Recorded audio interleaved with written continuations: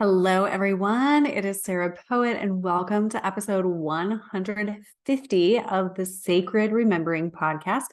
Now, the Sacred Remembering Podcast is for modern women waking up to the truth of who we are. And part of that is being conscious in relationships. And this episode is actually for the men and the women. This is for both because I want to talk about performance and relationship, performance culture. And it's really a shadow of relationships that I am seeing this year in my couples clients. And it's just been the major theme. I just knew I had to do an episode about it. So this episode is about performance from males in relationships and how it's not working and it is time to put an end to that. And today I'm going to give you an alternative as to what to do instead. And women, we definitely have a part in this, so pay attention.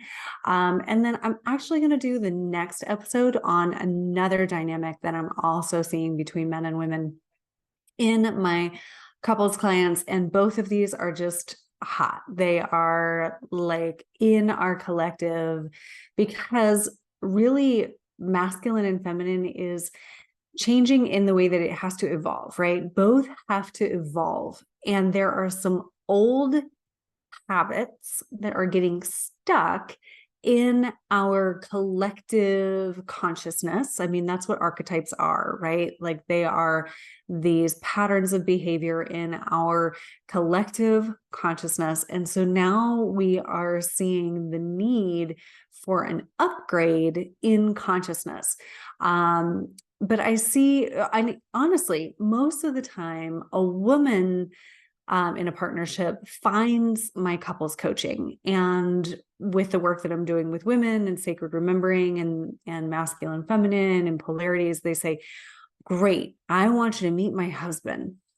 And they bring in the husband, and trust me, like if a partnership is going to work with me, like if a man and a woman are going to work with me, this guy's got to be pretty awesome, right? He's going to be pretty awesome in the first place to even like venture into this kind of thing. And so, yeah, I know that about the men that come to me is that they are very willing to put in the work. I mean, I think I can say that pretty much across the board. Like the men that come to me are really willing to put in the work. So the women bring the men and the men are willing to put in the work, and then we see what we can find. Okay. And so this issue about masculine performance, it's like, are you women, are you saying, he's doing this, he's not doing that? Are you constantly talking about what he's doing or not doing? And men, are you constantly scanning for what you need to do in order to please your woman, or in order to like get her to be more happy, to get your relationship to flow more easily, that kind of thing? If you are doing those things, then you are looped into masculine performance, which involves a lot of him trying and a lot of her critiquing, typically. Okay, so let's dive right in. I want to talk about three main things that are going on here, three main things that are at play here within this relationship dynamic. If you are in a performance dynamic, these are three things that are going on. There are probably more things that are going on, but here are three. Okay, the first being that this emphasis on performance and whether or not he's getting it right. You both know that it's going on in your relationship, but mostly it's an unconscious behavior. So it's like you've both made an agreement unconsciously, subconsciously, that the problem is in what he is doing or not doing. And oftentimes I do see this with women who have been healing trauma. They're on some kind of awakening path. They're doing some sacred feminine, awakening work, that kind of thing. That's why they're finding me in my work. And then, I think there's a subconscious belief that if I'm doing this and I'm doing my work, then he needs to kind of come along and do his. And it's almost like this assignment of like he's the problem. And so this really perpetuates something that is so core in, the way our kind of industrial patriarchal sort of society has pigeonholed men as being the ones, to like get it right, handle it, have the answers, climb the career ladders, make the money, etc. The pressures that have been on men cause men to be performative, like down to that is the way our men have known to be. Okay. This is so deep in the enculturation of our men in this culture that it's like when we're doing this in relationship, women, it's actually perpetuating something very heavy, very unhealthy, like something we don't actually want to perpetuate in our men. We want to bring the dynamic out of that, and we want to graciously give our men relief from this perpetual fucking issue of having to be constantly in performance mode in the world. Okay. Men know about this. So if you are a man, if you are with a man and you never talk about this, ask him what he knows about having to perform. Okay. He's got a lot to say about it if he feels comfortable saying anything at all about it, because it really is the way that culture has raised our men. But we want our men to go beyond performance. We want our men to be whole humans present in their bodies, which I'll talk more about later. And so, in relationships, we don't just want them being a good little boy and like running around trying to make us happy all the time. Like that is actually part of what is pissing you off. So point number 2 here is, women, you have a part of this. First of all, what I just said, like if you are constantly critiquing your man's behavior and constantly telling him that you want to see it different, then you are perpetuating him being in this mode of performance where he's constantly trying to figure out how to make you happy. And what a sweet man he is, because he hasn't gotten fed up and left already, because that is fucking exhausting to be constantly told what to do. And like how to be and how to behave. And so just know that when you're doing this, women, you're like really perpetuating this shadowy mother behavior of always telling him what to do. Now, I'm not saying, the way he's behaving is automatically like, the most conscious. It may not be, but this is a bigger teaching or a bigger kind of issue that I won't go into here. But also, women, what we need to know is that it is our let's say job to stay in connection with our emotions rather than going to the mental realm and to the critique of the man's behavior. So if we are going to the critique of the man's behavior and telling him what to do, a couple of things are happening. One, we're reminding him of probably his mother, his mother wounding, like he can't get it right, like he's a bad little boy. And so he's not going to be motivated to really like authentically do anything different, because he's just trying to please you and make you happy. And you don't really want him to do that.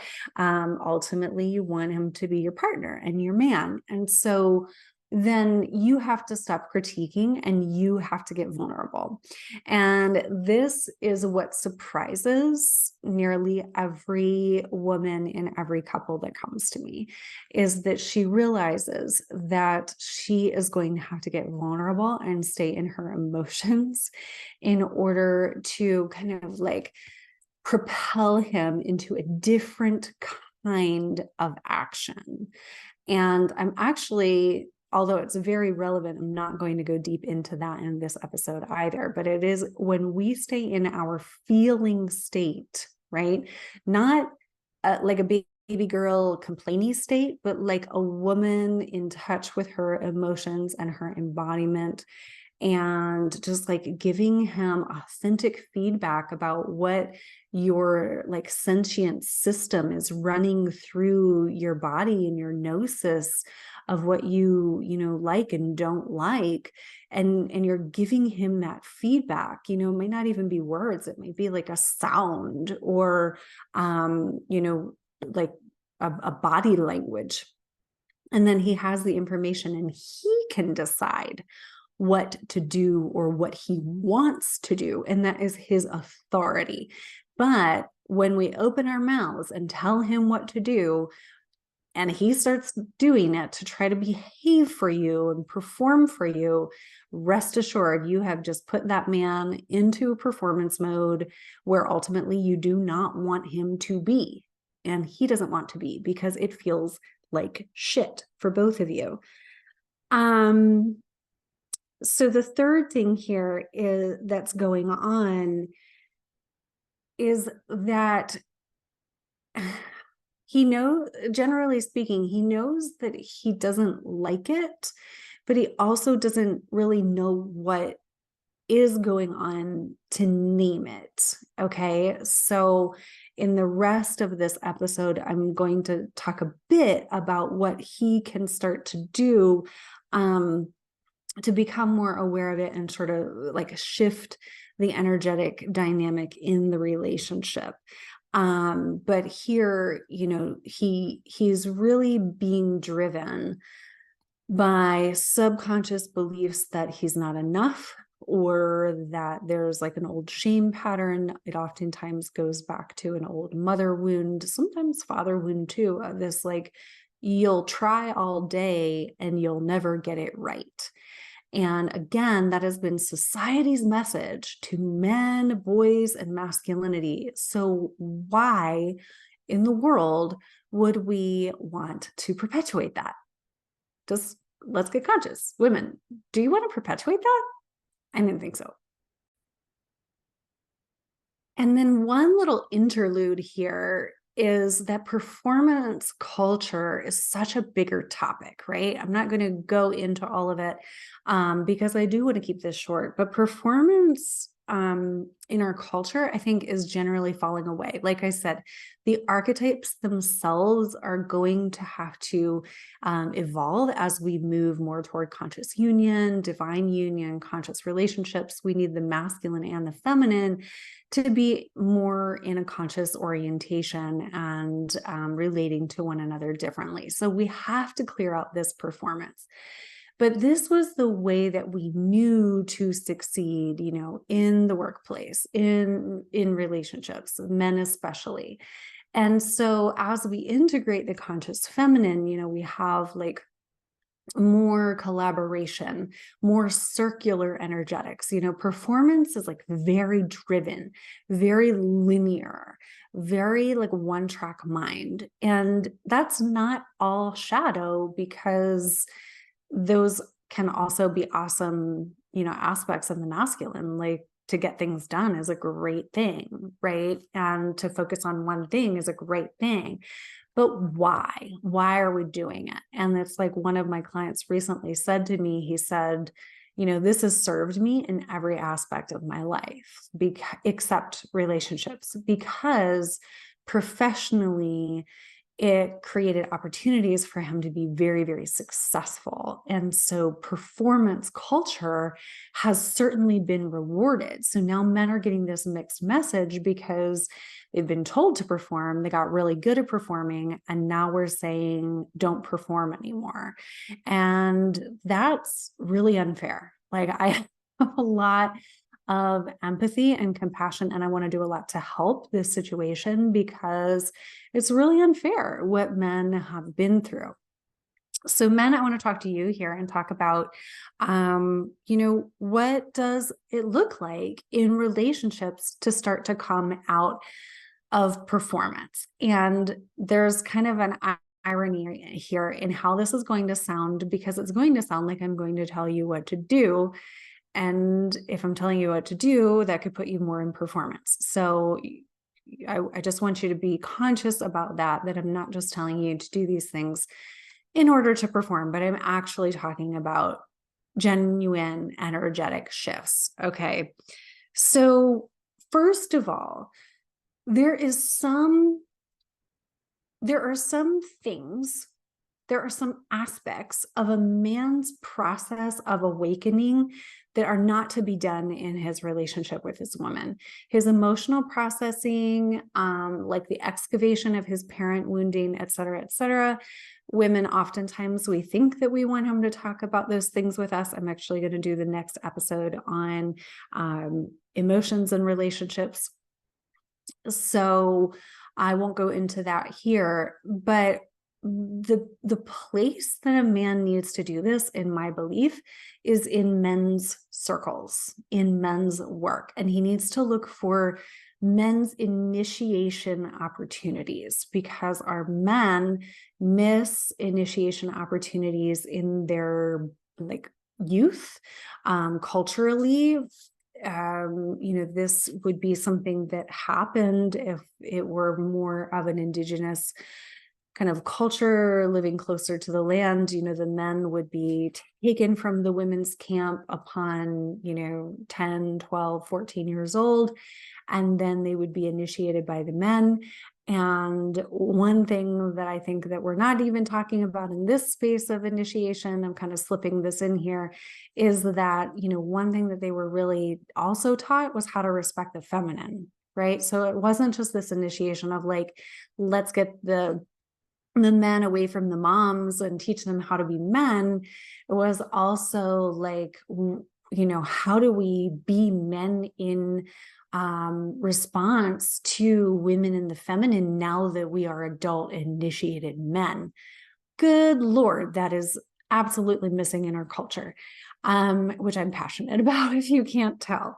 And so, that is work that I do with men, like post initiation, coming back into right relationship with the feminine, whether you're in relationship or not in relationship currently. I think that there's like another initiation with the feminine. And that is work that I do with men to, bring this like adult initiated man back into right relationship and right presence with the feminine, beyond the hurt of the mother and beyond the healing of the mother wound. So men, find a men's circle, preferably not just a men's circle that sits around and talks. I want you to try to find a men's circle that does physical initiations, gets into the woods, does the fire circles, like really goes deep, even for like a number of days, like get out there and get initiated and work this shit that has been dormant in you while the world was telling you to perform. There's a lot underneath that wasn't addressed. Do that with men's work. Okay. All right. So then that doesn't all have to come out in your relationship, and that is healthy for your relationship. All right. The second thing I want to say to you men, and I'm really excited about this. I'm really passionate about this topic of presence replacing performance. And I wrote a whole like workshop for this. So if anyone's listening and you want me to talk to your men's group about this or come do a demo about this, please contact me and let me know. So presence replacing performance, focusing on getting back into your body and knowing what embodied enoughness feels like. Embodied enoughness. So oftentimes this performance culture, there's this like belief in the subconscious of the male, like, I'm not enough. I have to keep performing. I have to keep pleasing. I have to keep doing, in order for everyone to be okay with me. And there gets a point where that gets really old and you get pissed off about it, right? And then it's like, well, how do you know that you are enough? How do you know that you're more than your performance? And that's not just a mental thing, that's a full embodied thing. So, do you know, like, what happens in your body when you feel angry? Do you know what happens in your body when you are so ready to stay present with your woman? Like, do you know the sensations of your body? Can you actually hold the space with her? Can you be in the space with her? And one thing that a woman's body and system is always looking for is, am I safe to be vulnerable in this space? So she is looking for the man to hold an embodied presence in order so that she can kind of like open and respond to that.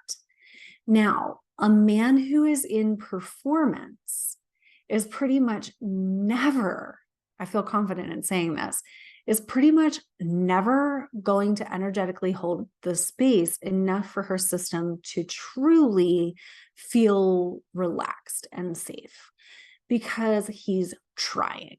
He's not just deeply being and knowing the feeling of himself in his beingness and in his presence.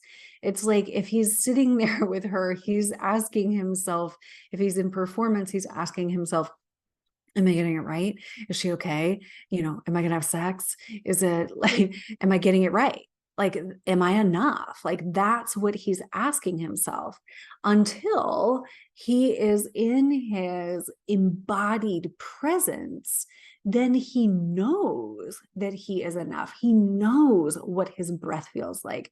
He knows that it's not even a question whether or not he himself is enough for her to open, for her to trust him. So, men, you see that this really has to come through you first, and it really has to be very embodied. And when it's embodied, then the energetic does not lie. The energetic does not lie. I can't say this enough right now. If you are in performance mode and your woman is constantly telling you that you are doing the wrong thing, she's not altogether correct for critiquing you. I understand it. That sucks. And she's letting you know that she knows that energetically you are in performance. Okay? I feel like I'm telling you the secrets right now. That's how I feel.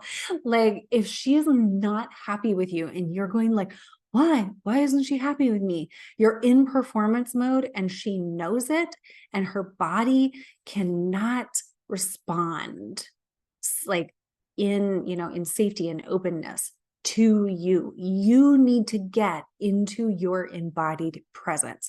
And if you want help with that, reach out to me. Okay, almost done here with this transmission. So I said this today in a client session, which propelled this podcast episode, etc., that I've been wanting to do for a while, but now's the time.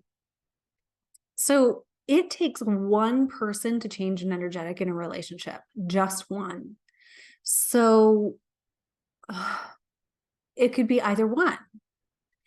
But if a man is sick and tired of being critiqued and he gets himself out of performance and he's in his embodied presence, he just changed the energetic for the relationship. And I have seen it. Probably this woman is now going to like go, uh-oh, now I got to get vulnerable. Uh-oh, now he is a safe embodiment of what I have wanted to experience in him. And now I'm shaking in my boots because that is both exciting and, like it produces a lot of feels in a woman to actually get that. I think that there's more to say about this. women have wanted this embodied presence from men for so long. And she's talking, and critiquing, telling you what to do, telling you how to do it.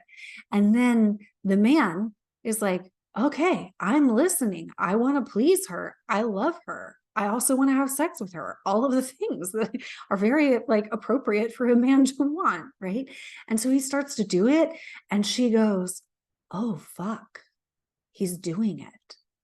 And I really want you to know that that response is very normal as far as what I see and what I have experienced as a woman. It's like, whoa, we actually got the thing we were asking for.